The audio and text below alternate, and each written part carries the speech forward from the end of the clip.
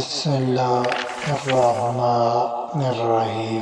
حضرت یوسف علیہ السلام، آپ حضرت ابراہیم علیہ السلام کا قصہ سن چکے ہیں۔ حضرت یوسف علیہ السلام حضرت یعقوب علیہ السلام کے چھوٹے بیٹے تھے، اور یعقوب علیہ السلام حضرت ابراہیم علیہ السلام کے پوتے تھے۔ اس طرح حضرت یوسف علیہ السلام حضرت ابراہیم علیہ السلام کے پڑپوتے ہوئے۔ حضرت ابراہیم علیہ السلام کے 12 بیٹے تھے، اور حضرت یوسف علیہ السلام سب سے چھوٹے تھے۔ بہت خوبصورت تھے، باپ اس کو بہت چاہتے تھے۔ حضرت یوسف علیہ السلام نے خواب میں دیکھا کہ 11 ستارے اور چاند اور سورج مجھے سجدہ کر رہے ہیں۔ انہوں نے یہ خواب اپنے بیٹے کو بتایا۔ باپ نے حضرت یوسف علیہ السلام کو منع کر دیا کہ یہ خواب اپنے سوتیلے بھائیوں کو نہ بتائیں۔ حضرت یوسف علیہ السلام کے سوتیلے بھائیوں نے مل کر مشورہ کیا کہ ہمارے ابا جان یوسف علیہ السلام کو بہت چاہتے ہیں، اور ہم کو اتنا نہیں چاہتے، اس لیے یوسف کو جان سے مار دیا جائے۔ لیکن ان میں سے ایک نے کہا کہ جان سے مت مارو، بلکہ یوسف کو ایسے کنویں میں پھینک دو جس میں پانی نہ ہو۔ سب نے مل کر یہ بات طے کر لی۔ یہ سب بھائی اپنے باپ کے پاس آئے اور کہا کہ یوسف علیہ السلام کو ہمارے ساتھ کھیلنے کے لیے بھیج دیں۔ ان کے باپ حضرت یعقوب علیہ السلام نے کہا کہ مجھے ڈر ہے کہ کہیں تم کھیل میں لگ جاؤ اور کوئی بھیڑیا جنگل میں اس کو کھا جائے۔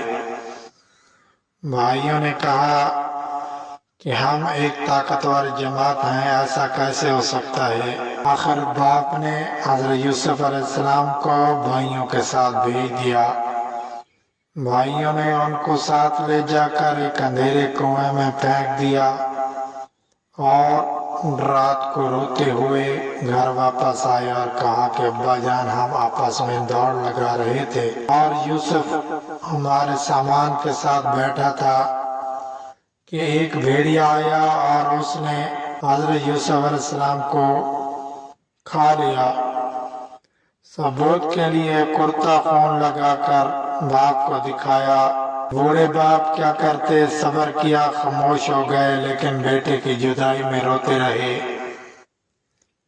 جس کنویں میں حضرت یوسف علیہ السلام کو پھینکا تھا اس کے قریب ہی ایک قافلہ آیا، اور انہوں نے پانی کے لیے ڈول کنویں میں ڈالا۔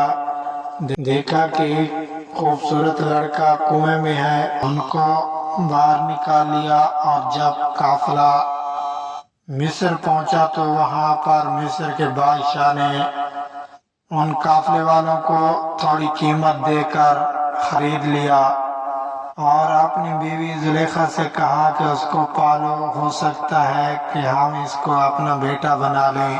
حضرت یوسف علیہ السلام جوان ہو گئے، ان کی خوبصورتی، وجاہت، عقل مندی اور بڑھ گئی۔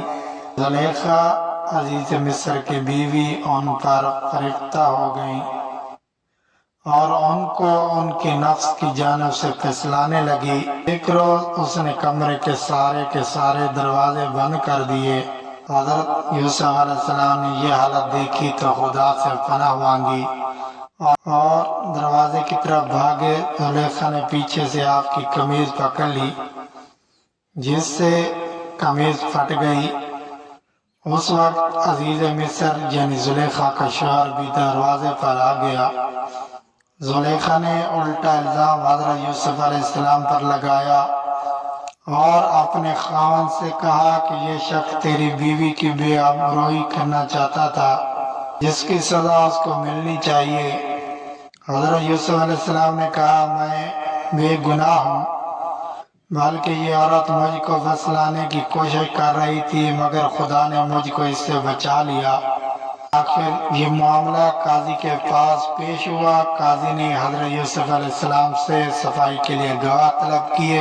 حضرت یوسف علیہ السلام نے عزیز مصر کے خاندان کے ایک معصوم اور ننھے بچے کی طرف اشارہ کیا کہ یہ اس وقت موجود تھا۔ یہ سچی گواہی دے گا۔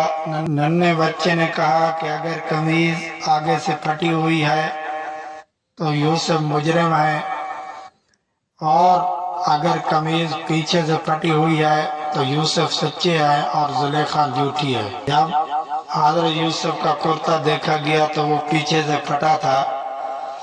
عزیز مصر نے حضرت یوسف سے کہا کہ اس بات کو جانے دو، اور زلیخا سے کہا کہ تو معافی مانگ، حقیقت میں تو ہی قصوروار ہے۔ عورتوں کی دعوت۔ اس وقت کی خبر سارے مصر میں پھیل گئی اور عورتیں آپس میں باتیں کرنے لگیں کہ زلیخا اپنے غلام کو چاہتی ہے۔ جب زلیخا کو اس کا علم ہوا تو اسے اپنی بدنامی کا خیال آیا۔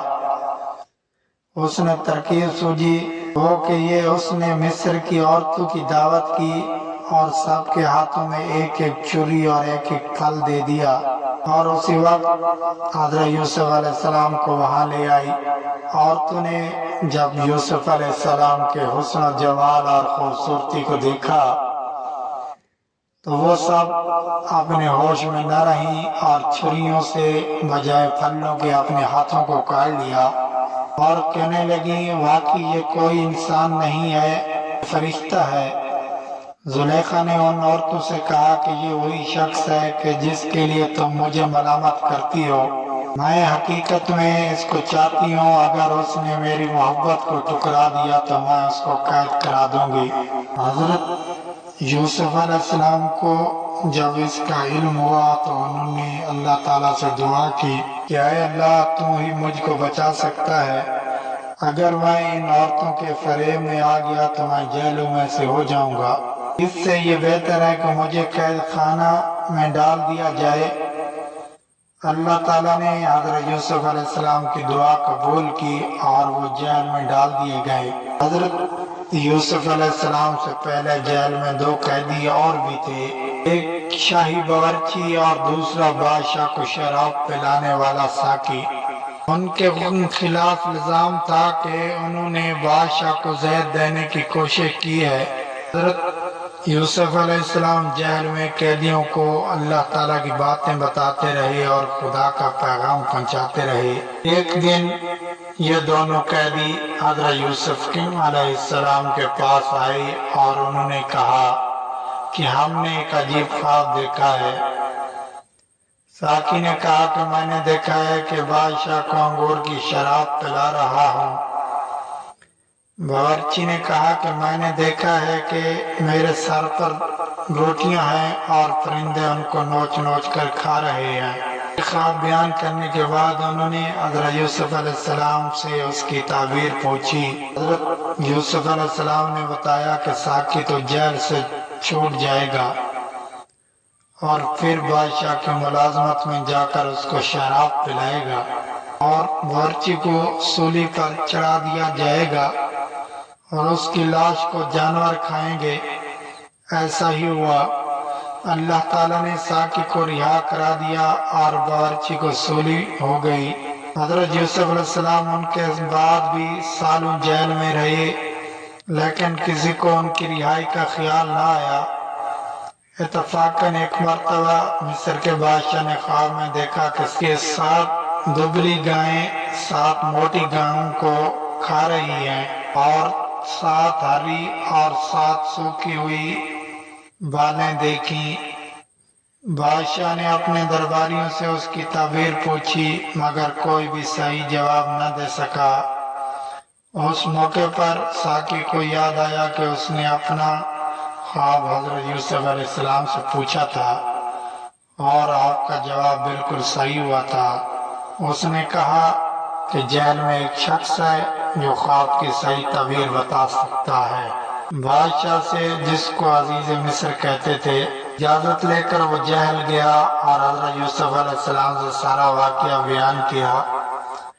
حضرت یوسف علیہ السلام نے فرمایا کہ اس خواب کی تعبیر تو یہ ہے کہ 7 سال ملک میں خوب غلہ پیدا ہوگا اور 7 سال سخت قحط پڑے گا، اور پھر 1 سال آئے گا جس میں خوب بارش ہوگی اور غلہ ہوگا، جب اس شخص نے بادشاہ کو جا کر یہ خبر سنائی تو اس نے کہا کہ حضرت یوسف علیہ السلام کو بلایا جائے۔ جب وہ دوبارہ حضرت یوسف علیہ السلام کے پاس گیا اور بادشاہ کا پیغام پہنچایا تو آپ نے فرمایا ان عورتوں کا کیا حال ہے جنہوں نے اپنے ہاتھ کاٹ لیے تھے، بے شک میرا رب ان کے مکر و فریب سے واقف ہے۔ بادشاہ نے ان عورتوں کو بلا کر پوچھا تو انہوں نے کہا کہ ہم نے حضرت یوسف علیہ السلام میں کوئی برائی نہیں دیکھی۔ یہ دیکھ کر زلیخا بھی بولی کہ اب جب کہ حق ظاہر ہو گیا ہے، سچ بات یہ ہے کہ میں نے ہی حضرت یوسف علیہ السلام کو ورگلایا تھا اور وہ بالکل سچا ہے۔ حضرت یوسف علیہ السلام بادشاہ بن گئے۔ حضرت یوسف علیہ السلام جب جیل سے رہا ہو گئے تو بادشاہ نے حکم دیا کہ یوسف کو عزت کے ساتھ بلایا جائے، میں شاہی خدمت ان کے سپرد کروں گا۔ حضرت یوسف علیہ السلام آئے اور بادشاہ سے بات چیت کی۔ حضرت یوسف نے کہا کہ مجھ کو شاہی خزانے کا وزیر مقرر کیجیے، میں اس کی بہتر حفاظت کروں گا۔ بادشاہ نے منظور کیا اور انہیں شاہی خزانے کا وزیر مقرر کر دیا۔ آخر کار وہ قحط کا زمانہ آ گیا جس کا بادشاہ نے خواب دیکھا تھا، اور اس کا اثر اس جگہ بھی پہنچا جہاں حضرت یوسف علیہ السلام کے والد اور بھائی بھی رہتے تھے۔ چنانچہ حضرت یعقوب علیہ السلام نے اپنے بیٹوں کو غلہ لانے کے لیے مصر میں حضرت یوسف علیہ السلام کے پاس بھیجا۔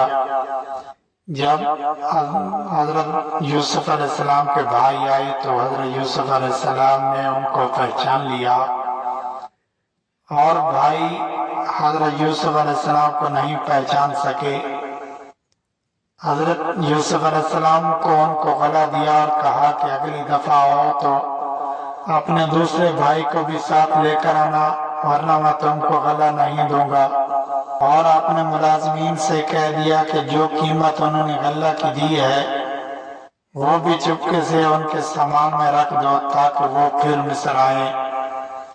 جب یہ لوگ اپنے شہر کنعان پہنچے تو اپنے باپ حضرت یعقوب علیہ السلام سے کہا کہ ابا جان، اب کہ ہمارے ساتھ بھائی کو بھیجیے ورنہ ہم کو غلہ نہیں ملے گا، اور ہم اس کی خوب حفاظت کریں گے۔ جب انہوں نے اپنا اسباب کھولا اور اس میں ساری رقم دیکھ کر بہت خوش ہوئی، پھر باپ سے کہا کہ دیکھیے شاہ مصر نے ہماری رقم بھی واپس کر دی، آپ ہمارے ساتھ بھائی کو ضرور کر دیں، ہم خوب حفاظت کریں گے اور ہم کو سامان بھی زیادہ ملے گا۔ حضرت یوسف علیہ السلام نے کہا کہ جب تک تم اللہ کا عہد مجھ کو نہ دو کہ اس کی حفاظت کرو گے اور اس کو سب کے ساتھ رکھو گے، اس وقت تک میں اس کو تمہارے ساتھ نہیں بھیجوں گا۔ آخر کار سب بھائیوں نے عہد کیا۔ حضرت یعقوب علیہ السلام نے کہا کہ جب تم اللہ کا عہد مجھ کو نہ دو کہ اس کی حفاظت کرو گے اور اس کو سب کے ساتھ رکھو گے، اس وقت تک میں اس کو تمہارے ساتھ نہیں بھیجوں گا۔ آخر کار سب بھائیوں نے عہد کیا۔ حضرت یعقوب علیہ السلام نے ان کو وصیت کی کہ تم سب ایک دروازے سے داخل مت ہونا۔ آخر جب یہ سب علیحدہ علیحدہ دروازوں سے داخل ہوئے تو حضرت یوسف علیہ السلام نے اپنے سکے بھائی بنیامین کو بتایا کہ میں تمہارا سگا بھائی ہوں اور میں تم کو اپنے پاس رکھوں گا۔ آخر جب ان سب کا سامان تیار ہو گیا تو حضرت یوسف علیہ السلام نے اپنا ایک برتن اپنے سگے بھائی کے سامان میں چپکے سے رکھوا دیا اور اعلان ہوا کہ شاہی کٹورا گم ہو گیا ہے، جس نے لیا ہو وہ دے دے، اس کو ایک اونٹ بھلا انعام میں دیا جائے گا۔ سب بھائیوں نے انکار کر دیا۔ بادشاہ کے آدمیوں نے کہا کہ جس کے سوال سے نکلے اس کو روک رکھے، اس کی یہی سزا ہے۔ हमारे मुल्क का भी यही कानून है। फिर तमाम भाइयों की तलाशी ली गई। आखिर यामीन के सामान में से वो कटोरा निकला। इस तरह हज़रत यूसुफ अलैहिस्सलाम ने अपने भाई यामीन को अपने पास रोक लिया। भाइयों ने देखा तो कहने लगे इसका भाई भी चोर था। हज़रत यूसुफ अलैहिस्सलाम ने सब कुछ सुना और खामोश रही। अब सब भाइयों ने मिलकर हज़रत यूसुफ अलैहिस्सलाम से दरख्वास्त की कि इसका बाप बहुत बुरा है, उस पर रहम खाकर उसे छोड़ दीजिए और उसकी जगह हम में से किसी को पकड़ लीजिए। हज़रत यूसुफ अलैहिस्सलाम ने फरमाया, अल्लाह की पनाह, ये चोर को छोड़कर बेगुनाह को पकड़ूं। जब ये लोग बिल्कुल मायूस हो गए तो सबने मिलकर मशवरा किया कि अब क्या करना चाहिए। तो सबसे बड़े ने कहा, तुमने अल्लाह की कसम खाकर अपने बाप को यकीन दिलाया था कि उसको जरूर वापस लाऊंगा। फिर यूसुफ के साथ हमने जो हरकतें की वो तुमसे छुपी नहीं, इसलिए मेरी तो हिम्मत नहीं कि बाप को मुंह दिखाऊं या खुद हाजिर होने की इजाजत दें, या अल्लाह कोई दूसरी सूरत पैदा कर दें तो और बात है। तुम लोग जाओ और जो कुछ हुआ है ठीक ठीक अपने बाप से बयान कर दो। अगर वो अपनी तसल्ली करना चाहें तो उस गांव के लोगों से पूछ लें कि जहां हम ठहरे थे, और उस काफिले से मालूम कर लें जिसके साथ हम आए हैं। उस मशवरे के बाद ये लोग घर पहुंचे और वालिद साहब को तमाम किस्सा सुनाया। उन्होंने सुनते ही फरमाया, तो तुम्हारे दिलों ने ये बात गढ़ ली है, बहरहाल सब्र अच्छा है, उम्मीद है कि अल्लाह हम सबको एक जगह जमा कर देगा। वही खूब जानता है कि ये क्या हो रहा है। और उनसे दूसरी तरफ रुख कर लिया। हज़रत यूसुफ अलैहिस्सलाम के गम से उनकी आंखें सफेद हो गईं। यूसुफ के भाइयों ने कहा, अब्बा जान, आप तो यूसुफ को याद करते हुए भूल जाएंगे और जान दे देंगे।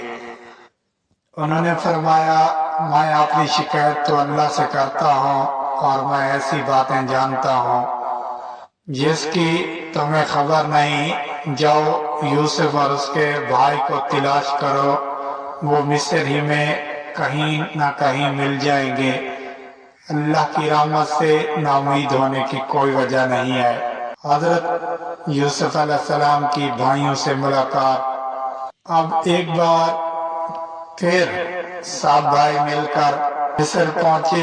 हज़रत यूसुफ अलैहिस्सलाम से घर वालों की बुरी हालत बयान की और कहा कि हम अपने साथ बहुत थोड़ा सामान लाए हैं, मगर चाहते हैं कि आप पूरा पूरा गला दें। हज़रत यूसुफ ने अपने घर का ये हाल सुना तो बेताब हो गए। उनसे रहा ना गया और उन्होंने अपने भाइयों से कहा, तुम जानते हो कि तुमने यूसुफ और उसके भाई के साथ क्या किया है। भाइयों ने निहायत ताज्जुब और हैरानी के साथ पूछा कि कहीं आप ही तो यूसुफ नहीं। आपने फरमाया, हाँ मैं ही यूसुफ हूँ और ये मेरा भाई है। अल्लाह ने हम पर बड़ा एहसान किया। बेशक जो शख्स नेक जिंदगी बसर करता है और सब्र से काम लेता है, अल्लाह उसका बदला देता है।